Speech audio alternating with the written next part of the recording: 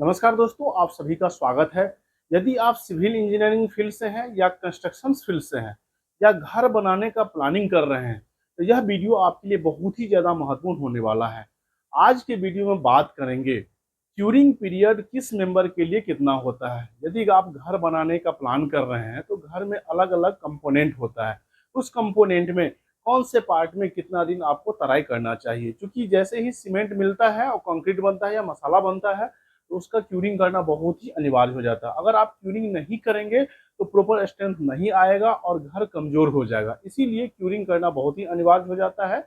लेकिन क्यूरिंग को लेकर के बहुत सारा कंफ्यूजन रहता है, इसीलिए इस वीडियो को देखने के बाद से आपको सारा कंफ्यूजन एक एक करके दूर हो जाएगा। इसीलिए इस वीडियो को आप लोग बिना स्किप किए लास्ट तक जरूर देखिएगा। वीडियो बहुत ही महत्वपूर्ण होने वाला है। वीडियो को हम विस्तृत में हम पूरा जानकारी देंगे आपको। तो आपको जैसे क्यूरिंग को लेकर के कोई आप किसी ठेकेदार या मिस्त्री से पूछेंगे तो कुछ कुछ टाइम अलग बता देगा, कोई अलग टाइम बता देगा। तो इसमें बहुत सारा कंफ्यूजन रहता है। तो चलिए स्टार्ट करते हैं। सबसे पहला क्यूरिंग टाइम, आरसीसी मतलब रेनफोर्स सीमेंट कंक्रीट फुटिंग। जो फाउंडेशन का जो आप काम कराइएगा तो मिनिमम उसका क्यूरिंग पीरियड आपको 7 डेज रखना है। 7 डेज मिनिमम क्यूरिंग पीरियड होता है। इससे ज़्यादा 10 दिन तक आप रख सकते हैं। और फाउंडेशन में कम इसीलिए रहता है क्योंकि उसके जो है सॉइल के टच में रहता है, सॉइल में ऑलरेडी मॉइस्चर रहता है। इसीलिए इसका मिनिमम पीरियड 7 डेज होता है। इसे 10 दिन तक भी आपको क्यूरिंग कर सकते हैं।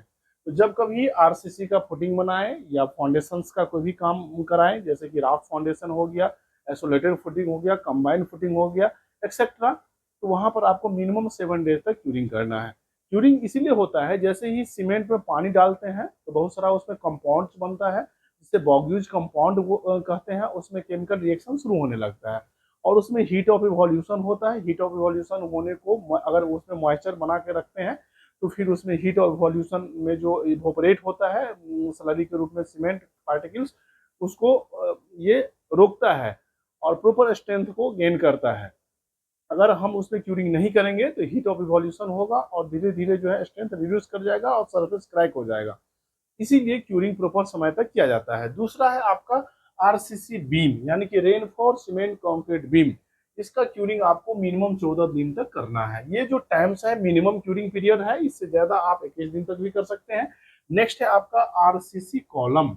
आरसीसी कॉलम में भी आपको मिनिमम क्यूरिंग आपको 14 दिन तक करना है। लेकिन आरसीसी कॉलम में जो क्यूरिंग करते हैं उसका तरीका ये होता है, क्योंकि यह वर्टिकल मेंबर होता है, कॉलम कुछ इस तरह से होता है।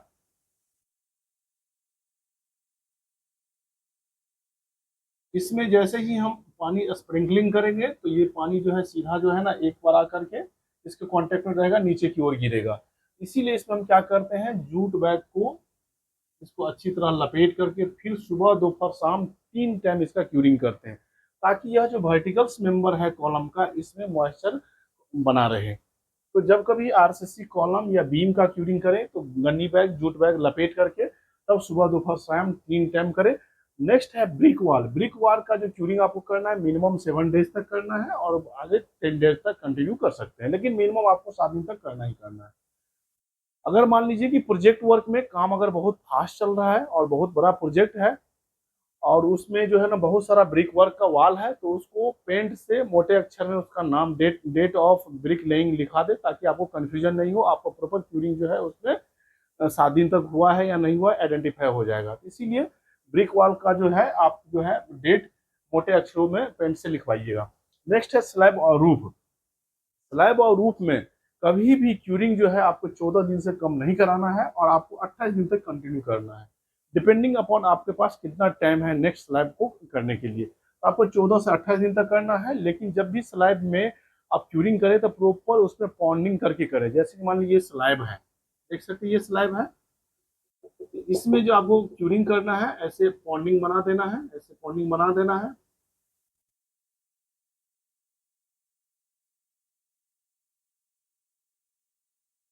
फिर इसमें पानी आपको इसमें भर के रखना है, मतलब एनी टाइम जो है इसमें कंटिन्यूटी में पानी भरा होना चाहिए। तो आपको पॉन्डिंग करके कियारी बना देना है। उसके बाद से स्लैब में आपको 14 से 28 दिन तक पानी रखना है।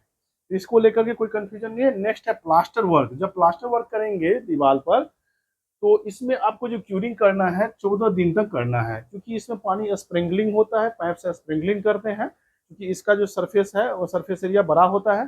इसीलिए इसमें जो है हम क्यूरिंग जो करेंगे 14 दिन तक करेंगे, और क्यूरिंग सुबह दोपहर शाम, अगर गर्मी के समय है तो सुबह दोपहर शाम 3 टाइम आपको करना है, और कंटिन्यूटी में 14 दिन तक करना है, लगातार 14 दिन तक आपको करना है। अगर टेम्परेचर कम है, विंटर सीजन है, तो सुबह शाम या दिन में एक बार आपको 14 दिन तक क्यूरिंग करना है।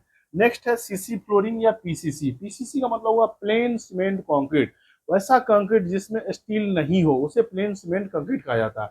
और आरसीसी का मतलब होगा रेनफोर्स सीमेंट कंक्रीट, मतलब वैसा कंक्रीट जिसमें स्टील एम्बेडेड हो, जैसे कि कॉलम हो गया, स्लैब हो गया, बीम हो गया, प्लिंथ बीम हो गया, लिंटल बीम हो गया, एक्सेट्रा। क्योंकि इसमें टीएमटी बार होता है, स्टील एनफोर्समेंट एम्बेडेड होता है, इसीलिए इसे आरसीसी कहा जाता है। और जिसमें आरसीसी नहीं, जिसमें स्टील बार एम्बेडेड नहीं रहता है, उसे उसे पीसीसी कहा जाता है। जैसे फुटिंग का बेस बनाने में, फ्लोरिंग का बेस बनाने में, एक्सेट्रा में इसका इस्तेमाल किया जाता है। तो पीसीसी और सीसी फ्लोरिंग के लिए आपको जो क्यूरिंग करना है 7 डेज तक करना है। तो मैं आशा करता हूं अगर ये वीडियो आप समझ गए होंगे, आपको क्यूरिंग के लेकर के बिल्डिंग में किसी भी कंपोनेंट में कोई कंफ्यूजन नहीं होगा। कोई भी मिस्त्री या कोई भी ठेकेदार आपको नजरअंदाज, आपको अंधकार में नहीं रख सकता है। हमारे चैनल पर आपको इसी प्रकार का सिविल इंजीनियरिंग या कंस्ट्रक्शन से रिलेटेड वीडियो आपको हम प्रोवाइड करते रहते हैं। जैसे कि बिल्डिंग का टिप्स हो गया, कंस्ट्रक्शन टिप्स हो गया। यदि आप सिविल इंजीनियरिंग स्टूडेंट है तो आपको बार बेंडिंग शेड्यूल, क्वांटिटी कैसे निकालते हैं, उसके बाद से मोड ऑफ मेजरमेंट किस आइटम का क्या होता है, कौन आइटम साइट पर कैसे एक्सिक्यूट होता है, ये सारे डिटेल जानकारी इस चैनल पर आपको मिलेगा। इसीलिए चैनल को आप लोग सब्सक्राइब कर लीजिएगा। अगर चैनल पर पहली बार है तो सब्सक्राइब कर लीजिएगा, वीडियो को लाइक करिएगा, शेयर करिएगा। वीडियो को लास्ट तक देखने के लिए आप सभी को बहुत बहुत धन्यवाद।